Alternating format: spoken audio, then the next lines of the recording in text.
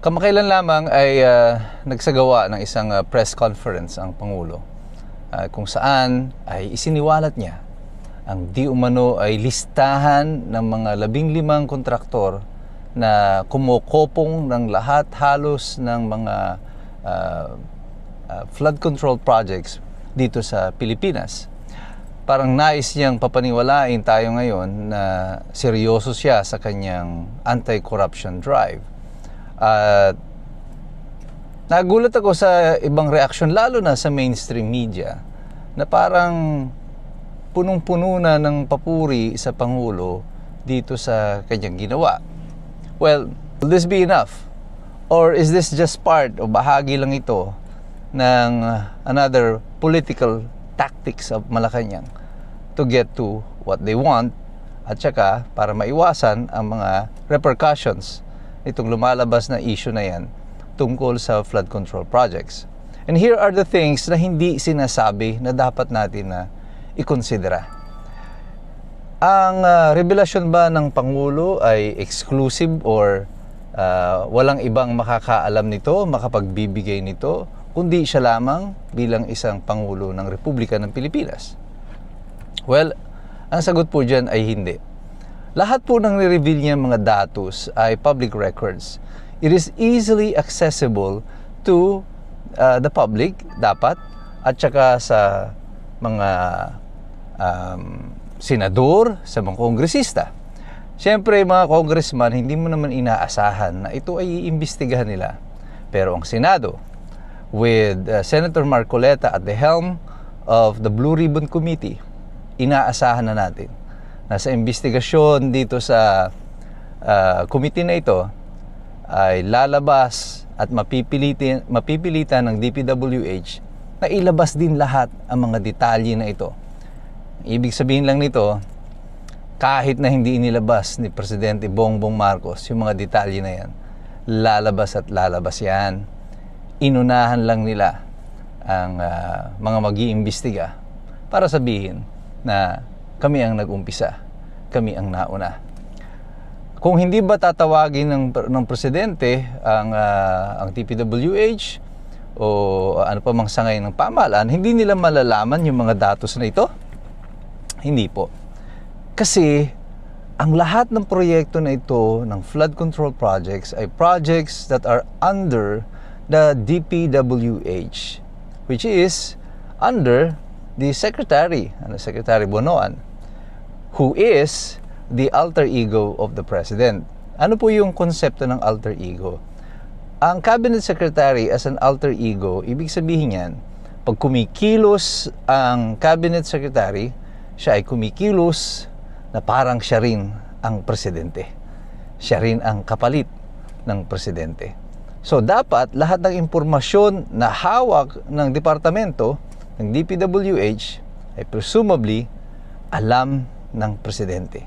At anuman ang kilos na ginawa ng Cabinet Secretary, dapat alam ng Presidente.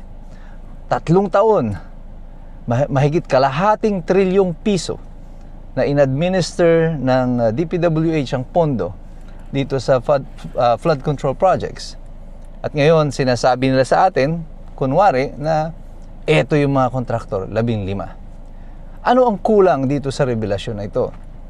Well, binigay niya ang listahan ng mga kontraktor na ibigay niya man o hindi ay malalaman din natin. Pero ayaw niyang pangalanan kung sino-sino mga ito. Merong isang reporter nagtanong sa kanya. Sabi niya, sino-sino ba yung mga congressman na maaaring sangkot dito sa mga kontraktor na ito? Ano ang sagot ng Pangulo?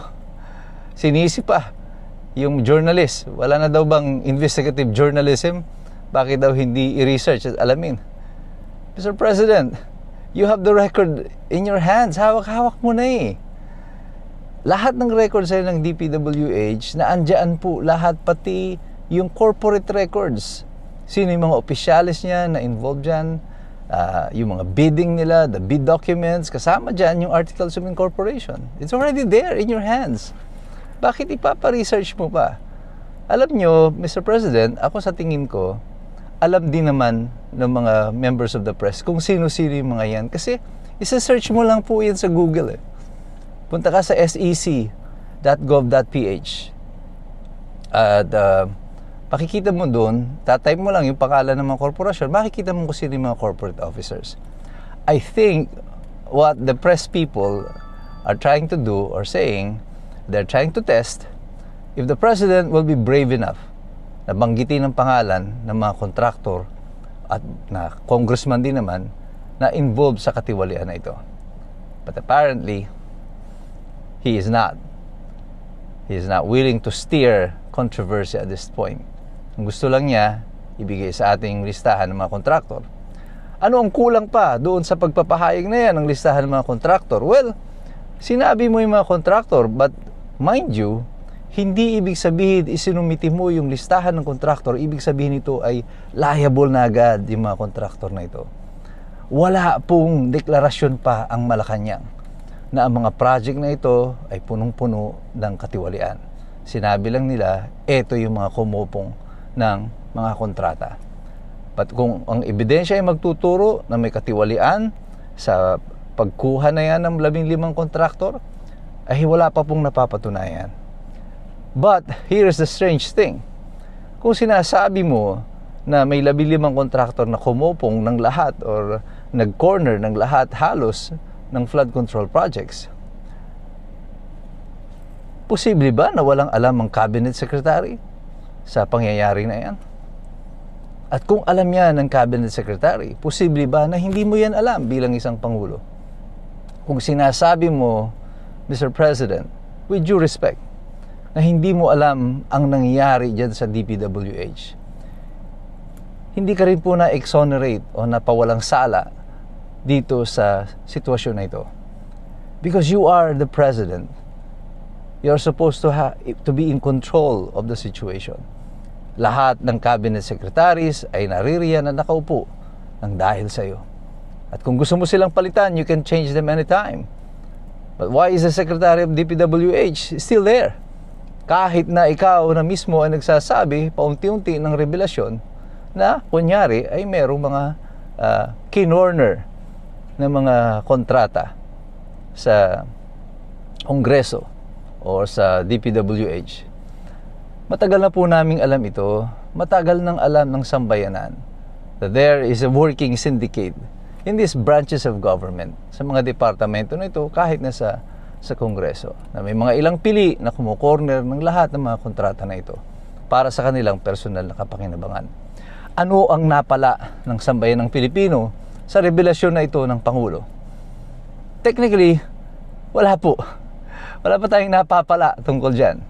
Ang meron lang na nangyari dyan ay it's like a warning shot to all the members of Congress, yung mga mayayaman dyan sa Kongreso ng mga kontraktor, na kumorner na lahat ng kontrata na ito. Sinasabing na sa inyo, nung SONA pa lang, ang sa pantaha ko, yung call niya na yan against corruption is a warning shot. It is a shot across the bow of the ship nitong mga kongresista na huwag kayong kakalas